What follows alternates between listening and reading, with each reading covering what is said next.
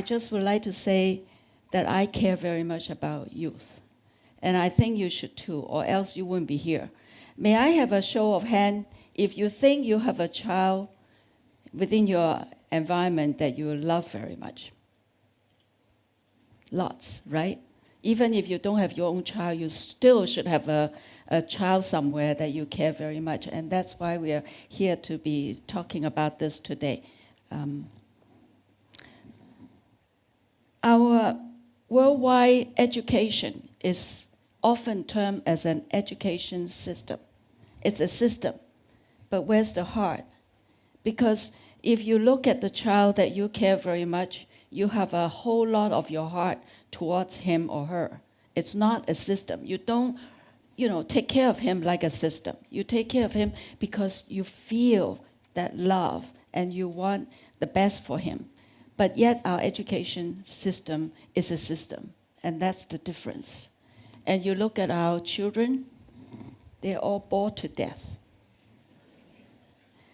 Often I tell my young people, I say, if you feel that you have really developed your brain, and as the Chinese say, your eyes are the window to your brain or your soul, then please look at a young child, a young toddler, or a 3-year-old, or a 1-year-old on a stroller. Look at him and see how he's so interested with the environment. His eyes are all over the place. Wow, wow, wow. It's like number 5 of circuit, right? Everything is so interested. But if you look at a high schooler nowadays, unless he's a rather bright one, in the Hong Kong education system, I have gone to many high schools, and like 100 or 200 of them sitting in one room with me, and I would always like to have eye contact with them, because that's the way you communicate. But yet when I go on to the stage with them, I look at them, most of them are so dreary. I mean, so bored to death. Why? What had happened between their 3-year-old, between their 1.5-year-old, all the way to about 16? What happened?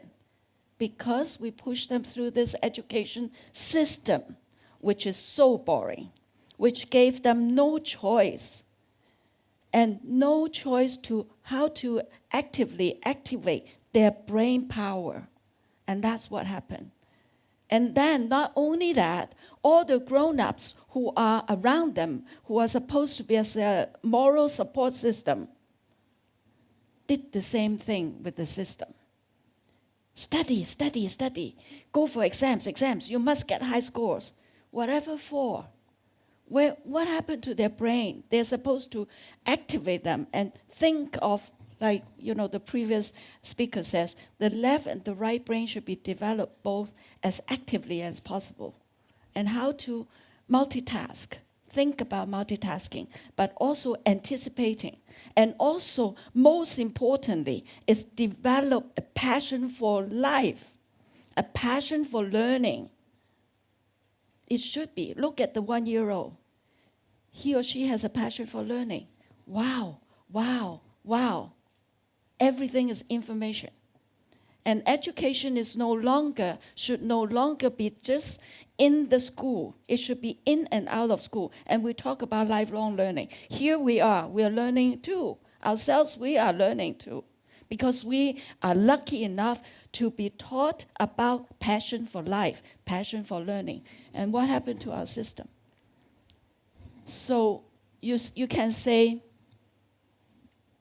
what have you done? You have been a policymaker. Yes, I have been. I choose to be, and I choose to step down. Luckily, I have that choice. But anyway, when I was a politician, I pushed. And before I was a politician too, I was very conscientious about the youth development. So when I was there, I tried to work with the officials and found that the officials too are very, very stagnant, very stubborn, because they have been too long in the same system. Can you imagine yourself too long in a system? I can't even stand my sitting room to be in the same shape all the time. I need to change it from time to time. But anyway, just to agitate myself. But So that I will, maybe stumble over some pieces of furniture and then, oh, how's that, whatever.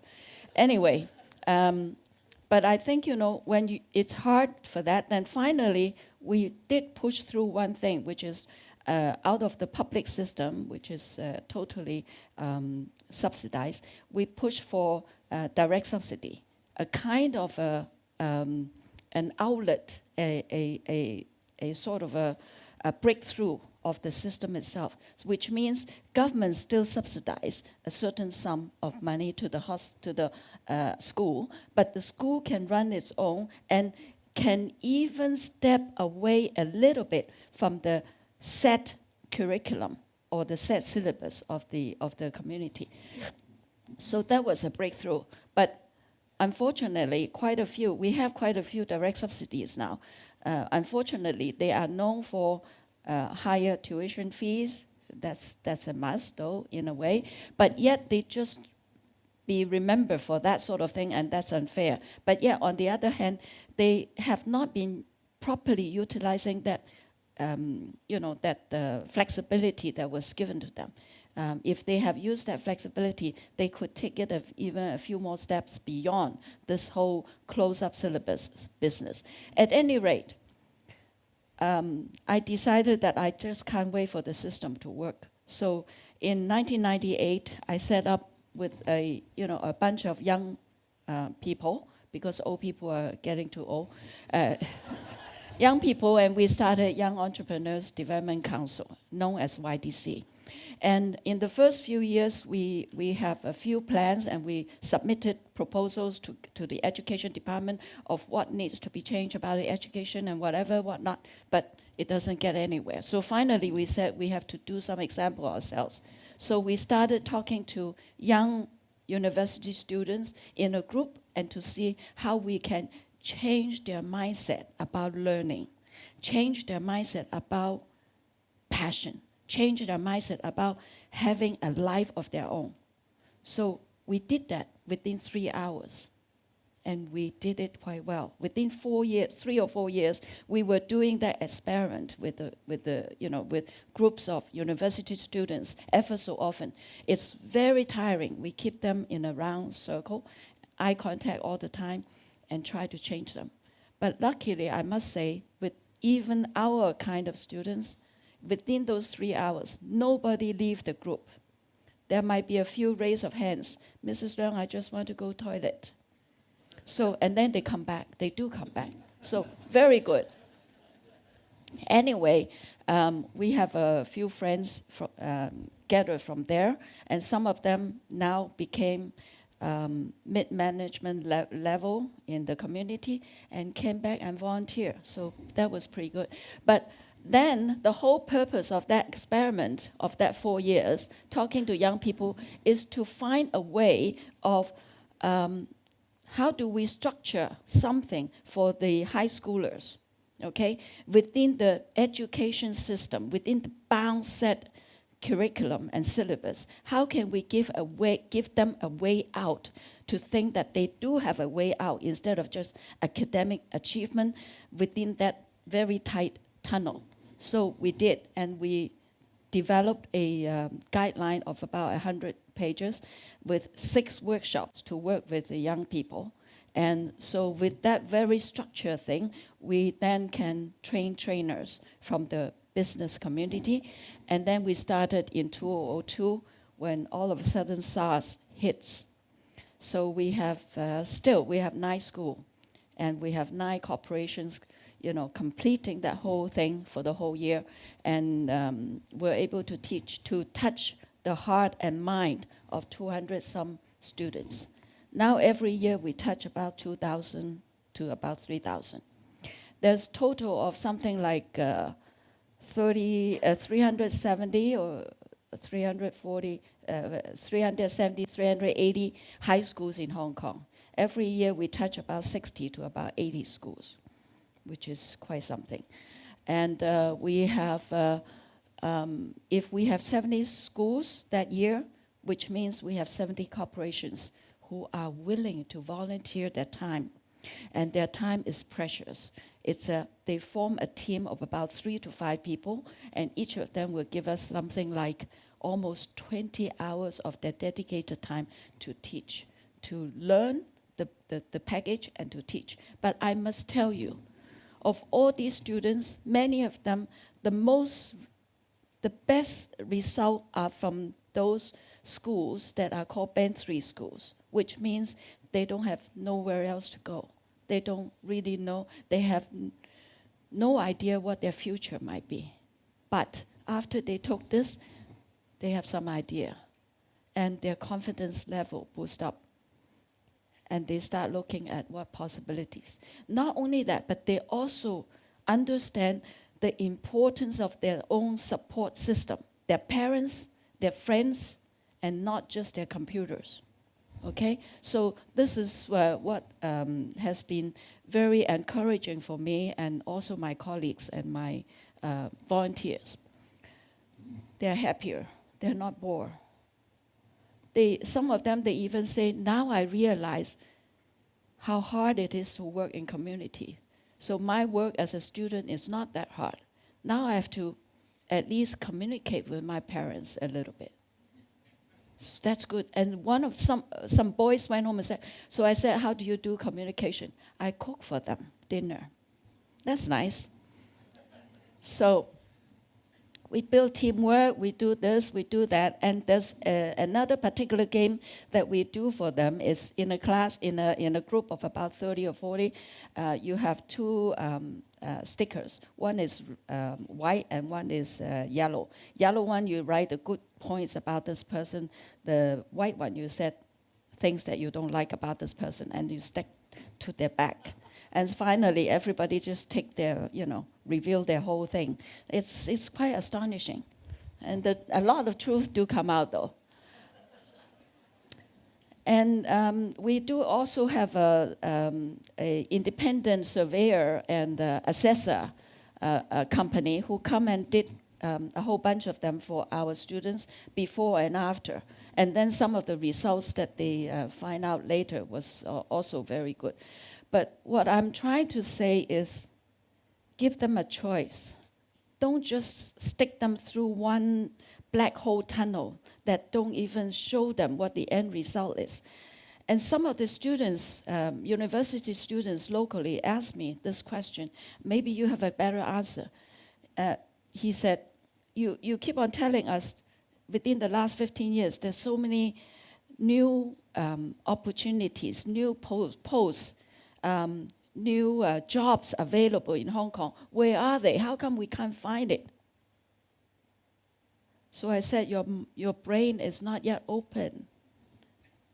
Do open your brain. Think about, what possibilities. You have to be flexible enough. You have to be multitask ability to the highest so that you can get those jobs. That's what I tell them. So I said, it's never too late to start, because you go to high school for 6 years. But if you start now, if you're 20, by 30, if you do the real thing, you should be there. So give them do not always, like playing games, they have this signs that you have to go one way. It's not necessary. They can go different ways. And I can honestly tell you, they are happier.